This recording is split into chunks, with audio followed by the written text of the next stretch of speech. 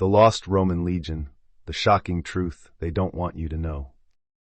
In the year 9 AD, Rome was the undisputed superpower of the ancient world. Their legions were the most disciplined fighting force humanity had ever seen. They had conquered everything from Britain to Egypt, from Spain to Syria. But then something impossible happened. 3 elite Roman legions, the 17th, 18th, and 19th, marched into the misty forests of Germania. And they simply vanished. 20,000 men, the equivalent of a small city, gone. How does the ancient world's most powerful military force just disappear? What I'm about to tell you has baffled experts for 2,000 years. And the truth? It's way more disturbing than your history teacher ever told you. Rome had a problem, a big, hairy Germanic problem. By 9 AD, Rome controlled everything worth having in the Mediterranean world. But there was this annoying blank spot on their map, Germania, the vast wilderness beyond the Rhine River, filled with dense forests and, well, Germans. Emperor Augustus wanted it, badly. Like that last pizza slice at 2 a.m., he just couldn't resist. How hard could it be? They're just a bunch of barbarians who don't even have proper bathrooms. To conquer this wilderness, Augustus sent his trusted general, Publius Quinctilius Varus. Now Varus wasn't exactly the sharpest gladius in the armory. He was better at collecting taxes than commanding troops. Imagine sending your accountant to lead a military invasion. What could possibly go wrong?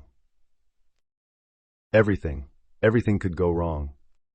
Enter Arminius, a Germanic prince who had been raised in Rome as a hostage. The Romans had trained him in their military tactics, given him citizenship, and even made him a commander of auxiliary troops. In what might be history's greatest "you didn't see that coming" moment, Arminius decided his loyalty wasn't to Rome after all. While pretending to help Varus, Arminius was secretly uniting the Germanic tribes for an ambush. It was the ancient equivalent of the guy you hired to install your home security system, giving copies of your keys to every burglar in town. In September of 9th AD, Varus led his massive force into the Teutoburg Forest.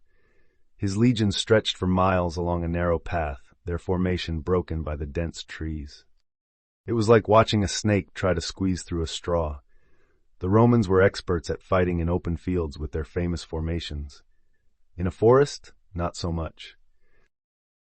Then it began to rain, because of course it did. The Romans' shields got heavy, their armor rusted, and the ground turned to mud. And that's when Arminius sprung his trap. Germanic warriors emerged from the trees like ghosts. Javelins and arrows rained down. The Romans couldn't form their battle lines in the narrow, muddy paths. For 3 days, the slaughter continued.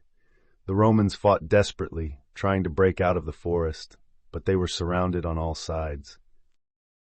General Varus, realizing all was lost, fell on his own sword, the ancient Roman version of, "I'd like to resign to spend more time with my family." Brief moment of dark humor with Varus looking at sword, then audience, then shrugging before the implied suicide.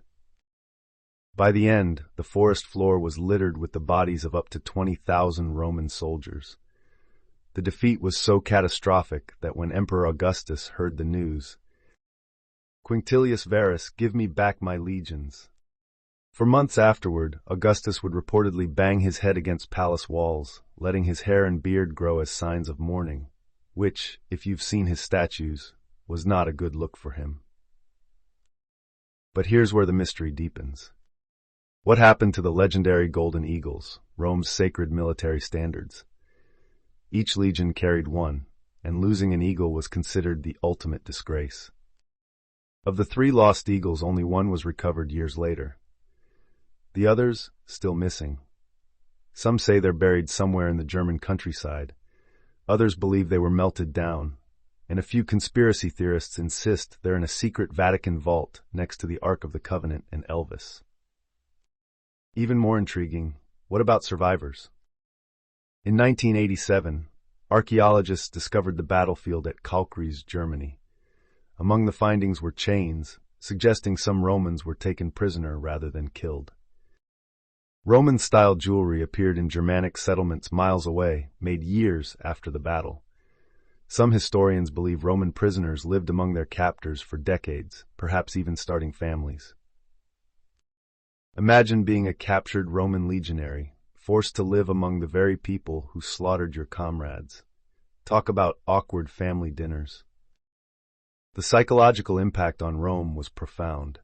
The empire that believed itself invincible had been humbled in the most devastating way.